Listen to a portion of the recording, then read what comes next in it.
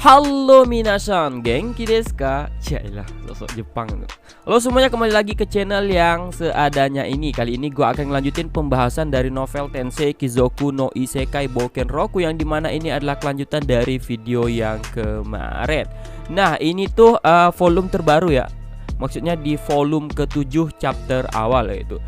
Di video sebelumnya itu kita mendapatkan kabar bahwa sang pop dari kerajaan Marineford itu terbunuh. Yang kalau kalian tahu pop dari kerajaan Marineford itu siapa ya? Pokoknya yang menyuruh si Hinata. Kalian masih ingat Hinata kan? Si Sen itu yang ingin menjadi istri Kain. Nah, itulah pokoknya. Oke, jangan berlama-lama lagi, langsung kita gaskeun.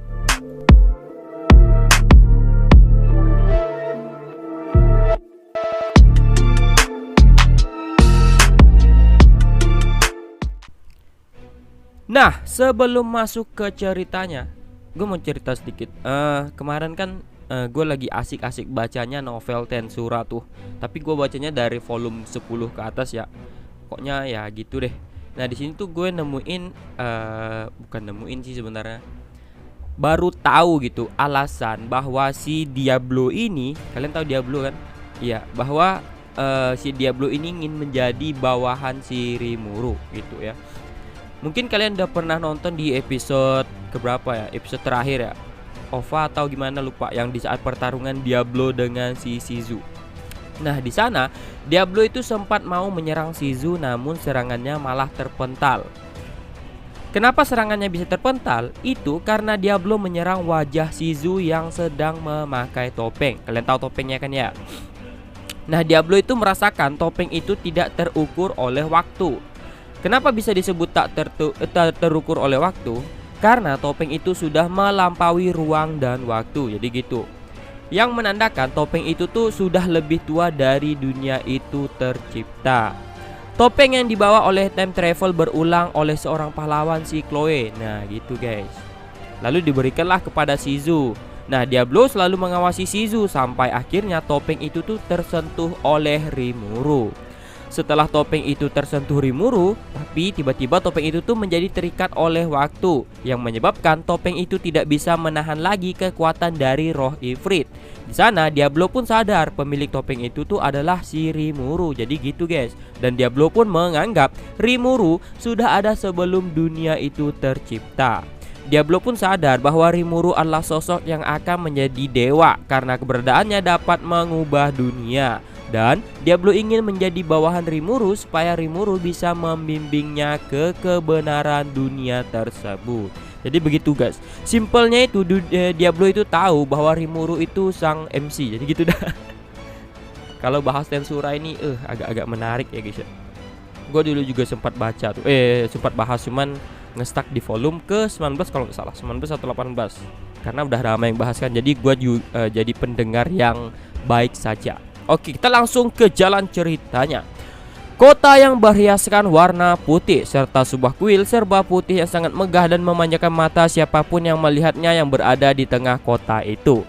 Itu adalah pusat ajaran Marineford dan juga pusat pemerintahan kerajaan kepercayaan Marineford.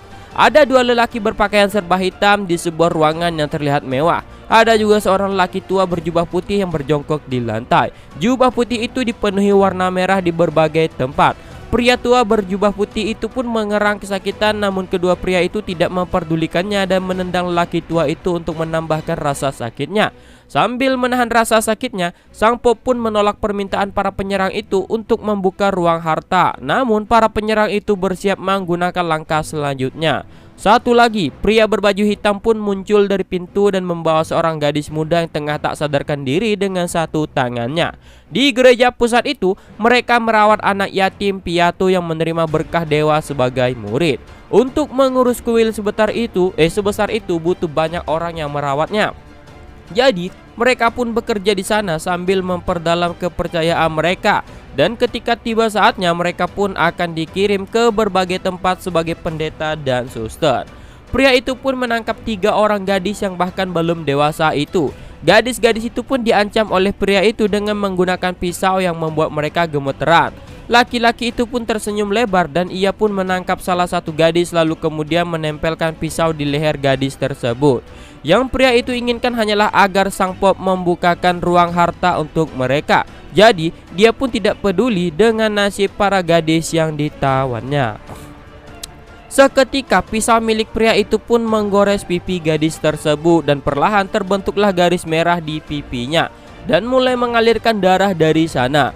Melihat sang pop belum bereaksi, pria itu pun mengarahkan kembali bilah pisaunya ke leher sang gadis. Sang pop pun mengepalkan tangannya dan dengan paksa memutuskan untuk membuka ruang harta tersebut. Gadis-gadis itu pun langsung diikat dan digulingkanlah di lantai. Lalu ketiga pria itu pun dibawa oleh sang pop menuju ke ruang harta.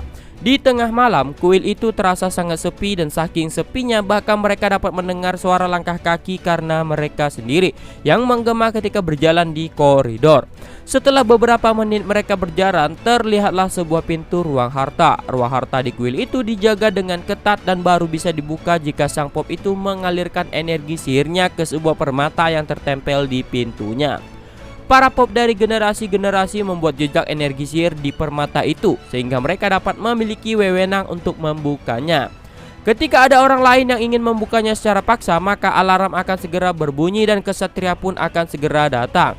Setelah dipaksa dan diancam, sang pop pun mengangkat tangannya yang gemeteran dan menyentuh kristal di pintu itu. Lalu ia pun mengalirkan energi sihirnya. Bersamaan dengan itu mulailah terdengar suara sesuatu yang berderak. Pria yang lain pun segera membuka pintu itu dan nampaklah bagian dalam yang penuh dengan harta-harta, buku serta berbagai perhiasan. Satu orang dari mereka pun bersiaga menempelkan ujung pisau ke punggung sang pop, sedangkan dua orang lainnya masuk ke dalam ruang harta itu dan melakukan pencarian barang yang mereka butuhkan. Ketika sang pop bertanya apa sebenarnya tujuan mereka, pria itu pun meletakkan tangan di dagunya seolah berpikir sejenak lalu mengatakan bahwa tujuan mereka adalah menemukan kristal pemanggilan. Sang pop pun terkejut mendengar tujuan mereka itu. Pada awalnya, sang pop hanya berpikir mereka adalah perampok yang mencari harta. Namun jika mereka sampai membawa pergi kristal pemanggilan yang merupakan harta terpenting di kerajaan Marineford itu, maka situasinya akan menjadi sangat kacau. Nah, yang dimaksud dengan kristal pemanggilan ini kayaknya manggil orang dari dunia lain ya, kayak si Kain ini. Kayaknya lah ya.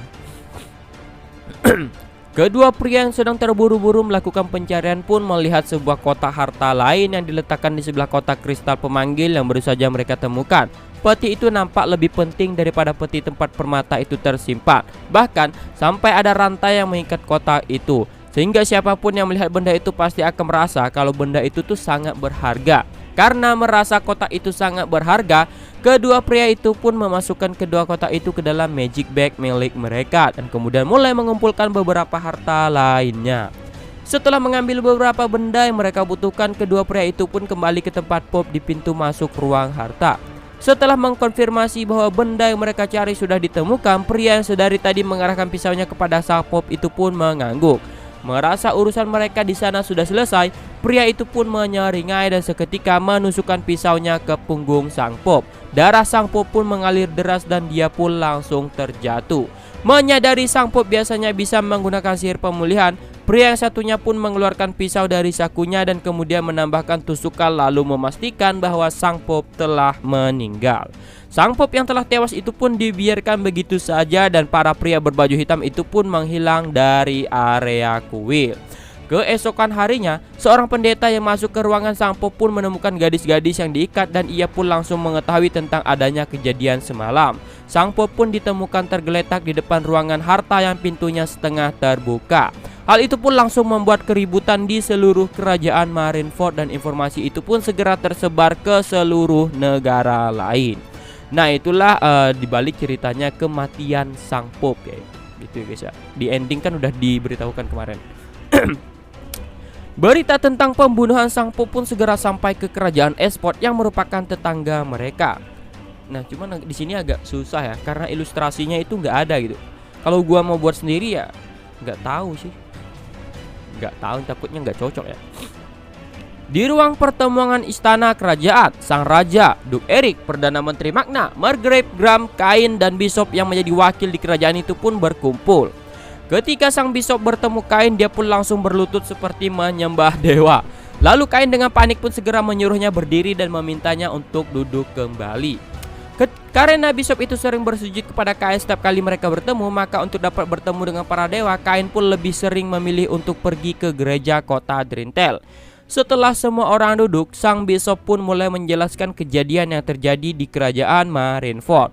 Dimulai dari tentang penemuan anak-anak yang disandra dan pintu ruang harta yang sedikit terbuka, dan juga ia menjelaskan bahwa beberapa orang ksatria dan sang Port sendiri telah menjadi korban dan terbunuh.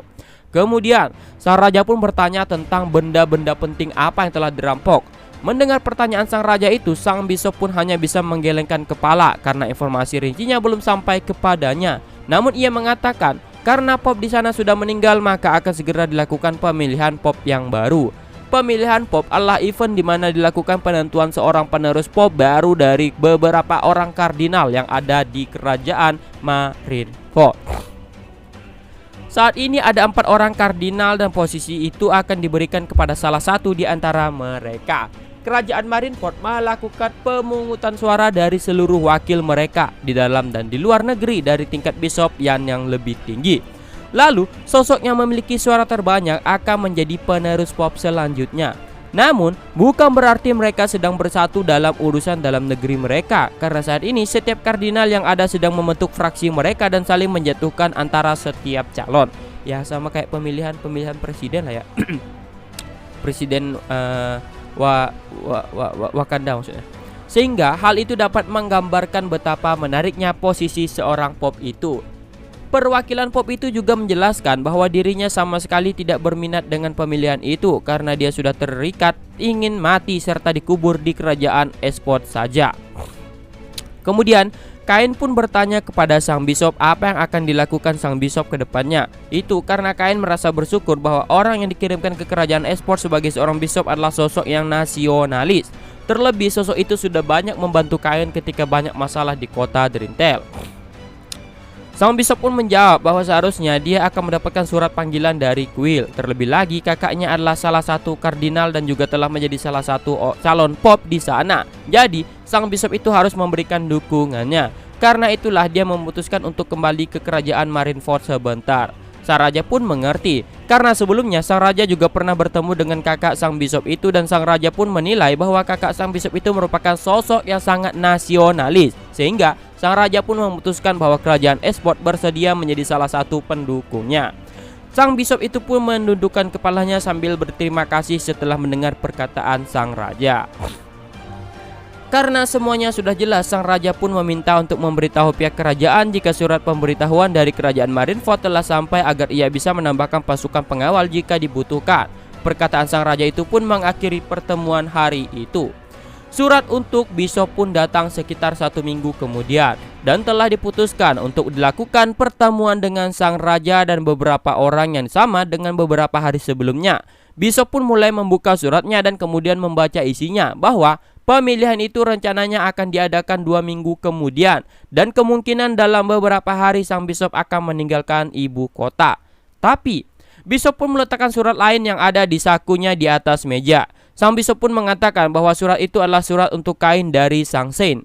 Kain yang terkejut pun mengambil surat itu dan melepaskan segel lilin di amplopnya.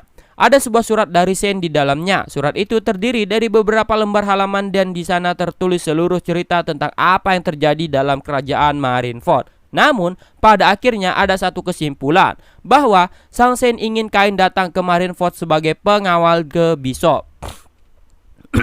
Kain pun lalu merapikan surat itu dan kemudian menjelaskan isinya kepada sang raja, bishop, sang Duke Erik, Perdana Menteri Magna dan lain-lainnya. Kemudian sang raja pun memejamkan matanya dan mulai berpikir. Kain merupakan seorang bangsawan senior di kerajaan Esport. Tidak mungkin dia berpergian melintasi batas negara dengan mudah. Sebenarnya, Kain juga bisa langsung bolak-balik menggunakan sea transfer. Namun, jika ia ingin berkunjung ke Marineford sebagai seorang bangsawan, maka perlu memberikan pemberitahuan resmi. Setelah selesai membaca surat itu, sang raja pun dengan lembut meletakkan surat itu di atas meja dan kembali berpikir. Kain pun masih belum mengerti, namun Duke Erik langsung menepukkan tangannya seolah dia mengerti sesuatu. Menurut Duke Erik, sang Saint bukan meminta Kain von Silford Drintel untuk datang, namun sang Saint ingin Kain datang sebagai Kain saja. Jadi Kain bisa datang dengan menggunakan identitas petualangnya. Setelah mengetahui maksudnya, sang raja dan Duke Erik pun tersenyum lebar. Meskipun Kain masih kepikiran beberapa hal, tapi dia tidak punya pilihan lain karena itu adalah permintaan langsung dari Sang Sen yang membuat Kain berpikir bisa jadi itu adalah hal yang sangatlah penting. Jadi Kain pun setuju untuk pergi dan akan segera membuat sebuah quest resmi pada guild nanti. Dengan ikutnya Kain bersamanya, sang bishop pun merasa itu adalah sebuah kehormatan tertinggi baginya sejak ia dipindah ke kerajaan Esport karena ia bisa menyambut utusan dewa seperti Kain di kuil mereka. Lalu Kain pun hanya bisa tersenyum pahit melihat sikap bishop itu. Nah, sebelum itu kita akan minum dulu.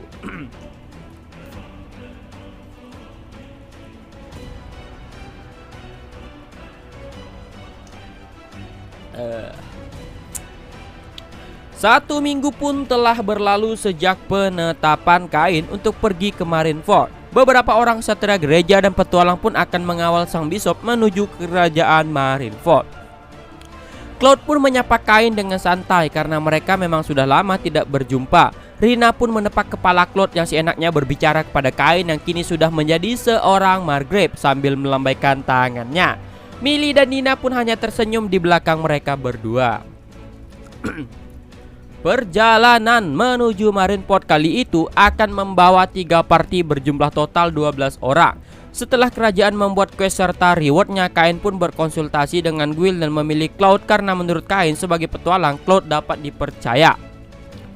Cloud dan Rina pun secara kemampuan adalah peringkat A, sedangkan Millie dan Nina merupakan peringkat B. Jadi mereka dapat diterima tanpa ada masalah. Terlebih lagi, mereka mempunyai catatan telah melindungi putri dan rombongannya ketika terjadi penyerangan di Republik Estate. Jadi pihak kerajaan pun langsung menyetujuinya.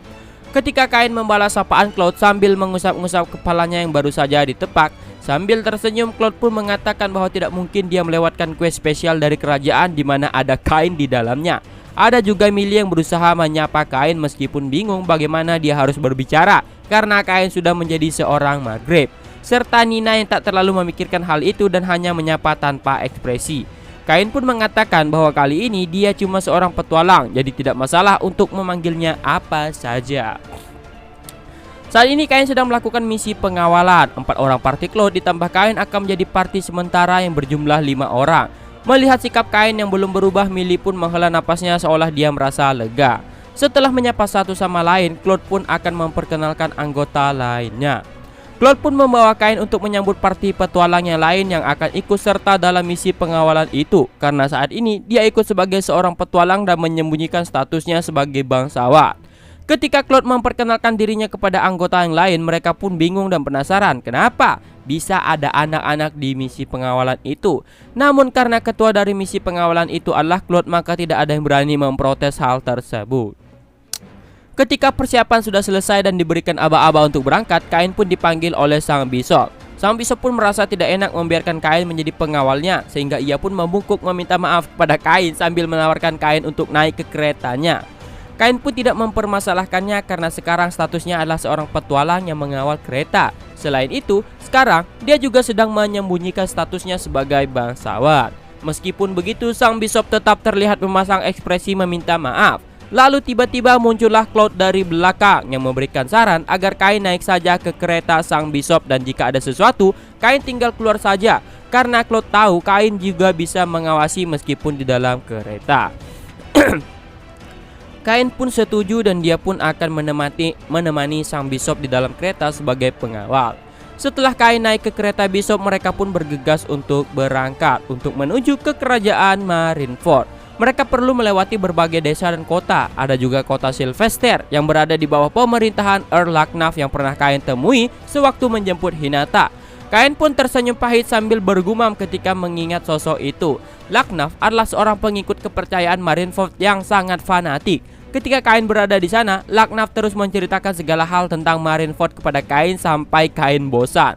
Sang bishop yang duduk di sebelah Kain pun bertanya setelah mendengar suara gumaman Kain.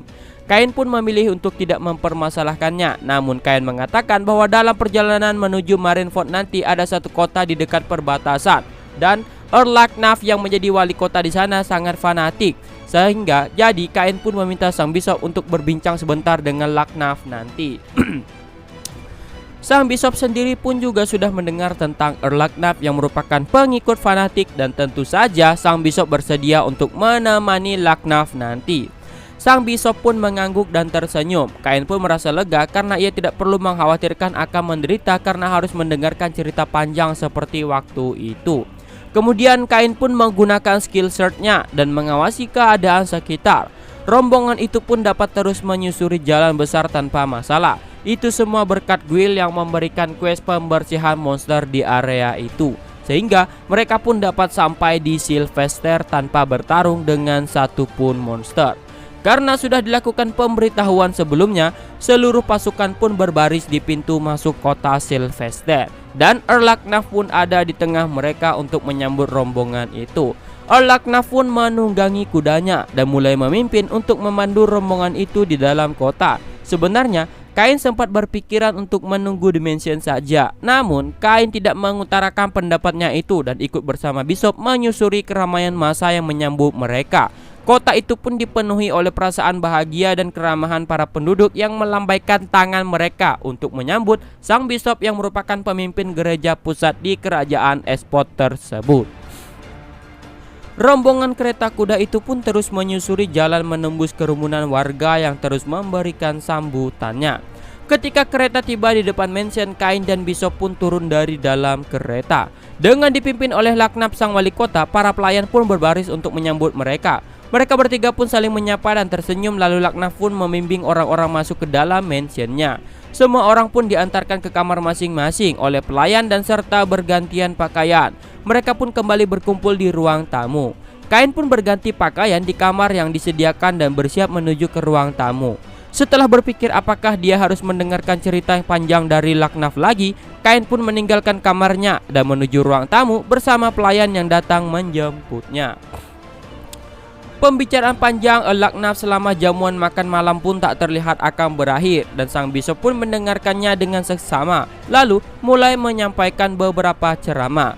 Kain pun dapat meninggalkan tempat itu lebih dulu dengan alasan kelelahan dalam perjalanan itu, namun dia tidak bisa langsung tertidur. Kain pun berpindah ke kota Drintel menggunakan sihir transfernya.